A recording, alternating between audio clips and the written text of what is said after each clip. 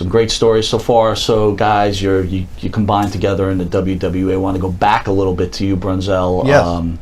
You worked with Adonis and Ventura a Yes. lot.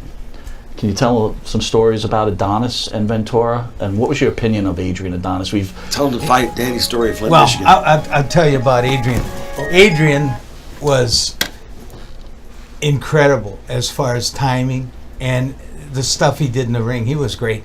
Jesse Ventura was he was very unathletic, and he was sort of clumsy. He was a swimmer in high school. Mm-hmm.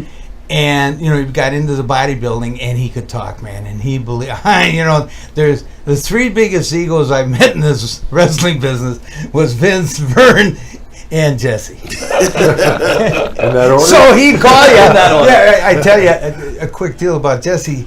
You talk to him, and all of a sudden he told you about everything that was going on with him and his family. And then, instead of saying, Jim, how are you doing? And he said, I'll see you later, Brunsy. And out the door he went, Right. He was just, and he's still that way now. He's, he told me that he was going to, this was last year. He had told me that somebody had suggested that he run for president. Yeah, he announced that last year. Yeah, and I said, I don't. It's a bad time. Yeah, but so.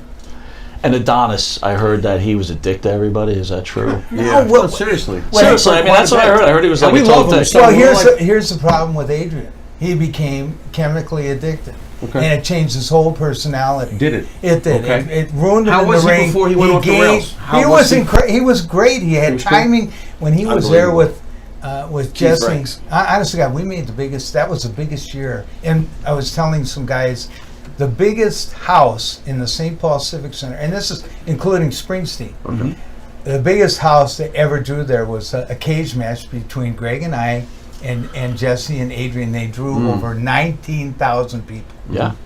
And Adrian was incredible. But like so many guys, I mean, pro wrestling is a reflection of society. So you're going to have the same thing. You're going to have problems with marriages. You're going to have alcohol abuse. You're going to have drug abuse, and being on the road like we were 27 days a month for 3.5 years. It magnifies all. It magnifies and it opens up the opportunities. So that's what happened to Adrian, and we were in Flint, Michigan, and we were watching. Bob Orton and I and Brian were watching the match between Danny Spivey, who had just come in, and he was a big, tall baby face, much on the same line as Hulk, and he was working with Adrian.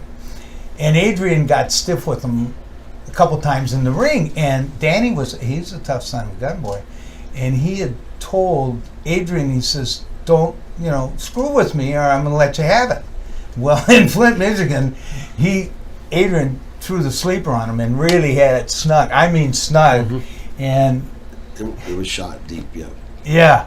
And Danny elbowed him, and when he elbowed him, he hit him with a left in the jaw and then kicked him in the mouth and split his upper lip completely in half. And Adrian was out and Danny Spivey was going to tear his eyes out.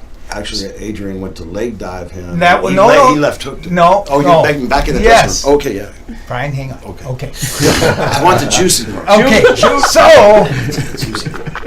so Danny comes in that babyface locker room, and JYD's there, and Pat Patterson was the agent, and Pat Patterson's scared to death, worried about what happened, and Danny Spivey's pacing. He said, "I'm going to kill that motherfucker." He says, "That son of a bitch who did that."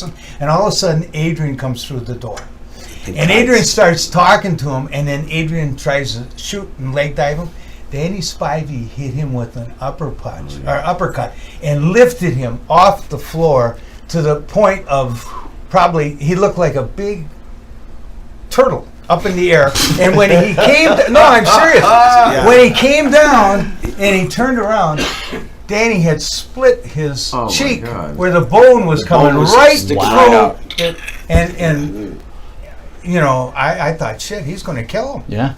And that was it, and that was probably He got it one more time. Yeah, but he was stumbling, bumbling. He went and you down. know something? He never was the same after that in the ring. Yeah.